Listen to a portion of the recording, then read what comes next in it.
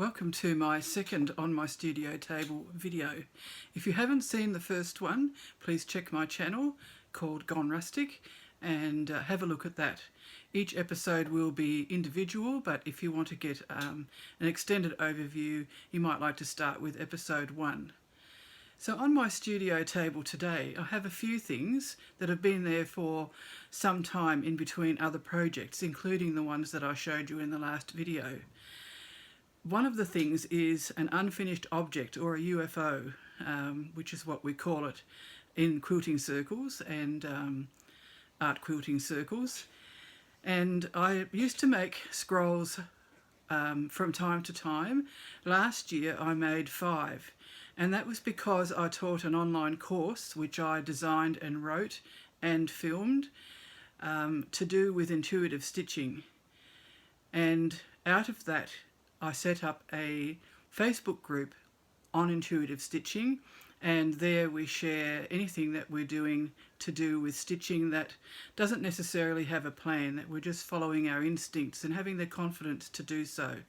And that's something that I also tried to include in the course that I taught. My background is teaching, and I taught for a number of years, full-time and part-time. When I did my education degree, I majored in art, so art has always been part of my life. And now, especially for the last 20 years, I've been able to concentrate on my arts practice, including running a gallery and studio, which is open to the public. And I'm still doing that today. I may also do some On My Studio Table episodes from the table at the actual business, because I work there too in between customers. I think it's great when people can see an artist working, and my work is there for sale and on display, but they can also see my processes while I'm working. And I've had some wonderful conversations with people because of that. So the scroll that I'm working on now was the 5th one of the ones that I did before, during and after that online course that I taught. And it was never finished, so I decided I needed to finish it. And I can't show you the whole thing because it's all unrolled and it's in a pile on my table. It's quite long, I think possibly 2 meters long. It's only about 4 or 5 inches deep. My husband made me some rods for a couple of the scrolls, and he also cut some for me. So this is one of the ones that he made out of a piece of dowel and 2 drawer knobs, which we found in the hardware store. The other rods that he made me for the more rustic type of scrolls were cut from this stick, which I found on the ground outside. So I'll just show you the latest parts of this scroll that I've been working on. I love to just think about it as I go along and not overthink it too much. I have done some unpicking, but not very often. I try to go with what I've done and just work with that. So I'll just hold it up. You can see I've used a variety of stitches there, and another section.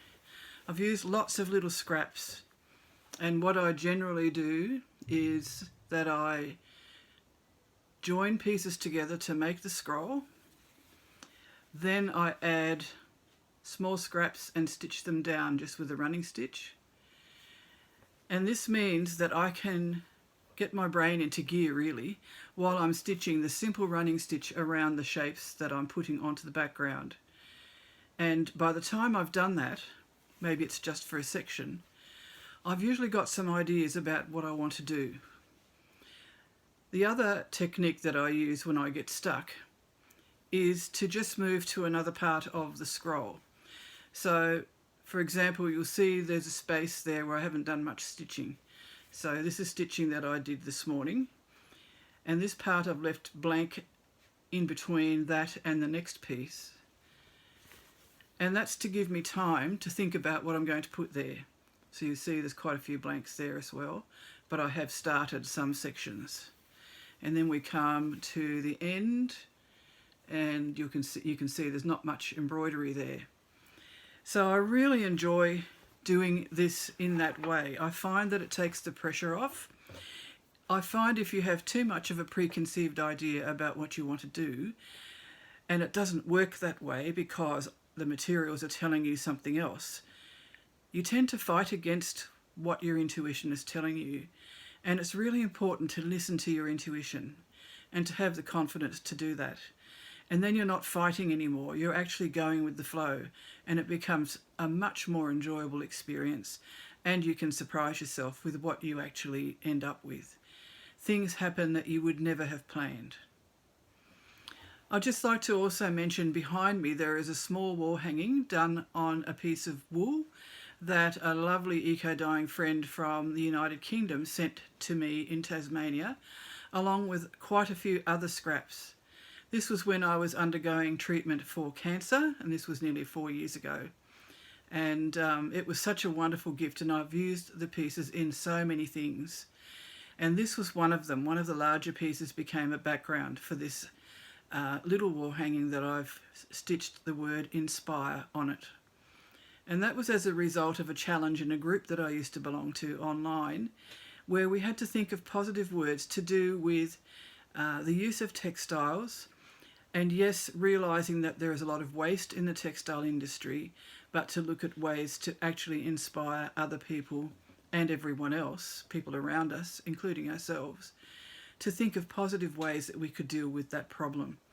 So inspire was the word that I chose, and I've added a little bit of broken porcelain and some stitching, and it's just a piece that I like to have hanging around me.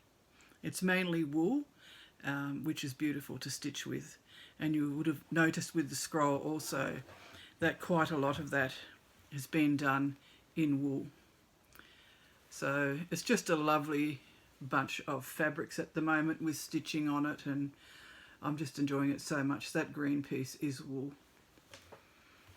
One of the things that I do, and this is also on my studio table because I'm using it a lot, is I have some masking tape. This is just ordinary masking tape. You can buy it in different widths. I use that when I want to stitch a straight line. So for example, on this scroll, every now and again I've stitched some straight lines just for the fun of it, really, just because I felt it looked good. So here on this piece of wool background, I've done some straight lines randomly in a few places, and I've done that right along the scroll. And to keep those lines straight, I stick a piece of masking tape down, and you can use it several times. If you've got frayed edges or loose threads, be careful when you take it off because you don't want to damage your fabric. But otherwise it's perfect for that use, and it will probably keep its stickiness for about 5 goes. When I used to do big quilts, I used it to keep me straight when I was quilting. So it's a very useful thing to have in your stash of, I won't say weapons, your stash of tools. Another thing that I have on the table here are 2 strips of fabric. This one is a piece of torn silk, and this one is a piece of cotton tape. Actually, looking at this, I think it's not silk, I think it's cotton, but it's got a lovely feel to it. It's vintage. And this was going to be used to tie the scroll around the rod that I showed you. But when I dyed this with tea, I thought, well, maybe I should use that. So I'm still thinking about that, and if you like, you can say in the comments which you think I should use. So if I hold this up, should I use the tea? Oh, perhaps if I showed you the right way around. Should I use the tea dyed piece for the wrap around, or should I use the torn piece of vintage cotton? I think they both look good, so it's a bit of a dilemma for me. So if you can help me decide, that would be fantastic. Also, to close it, I have a vintage brass pin with a decorative embellishment on it. I had a couple of these, probably 3 actually, not just a couple, and one of them is used to pin closed a cloak that I made as part of my torn collection, which you can find online at my shop at gonerustic.com, and you'll see the pin holding that closed in front. But the other one I've used on one of the other scrolls, and I will show you the other scrolls soon. They're at the gallery shop at the moment on my studio table there.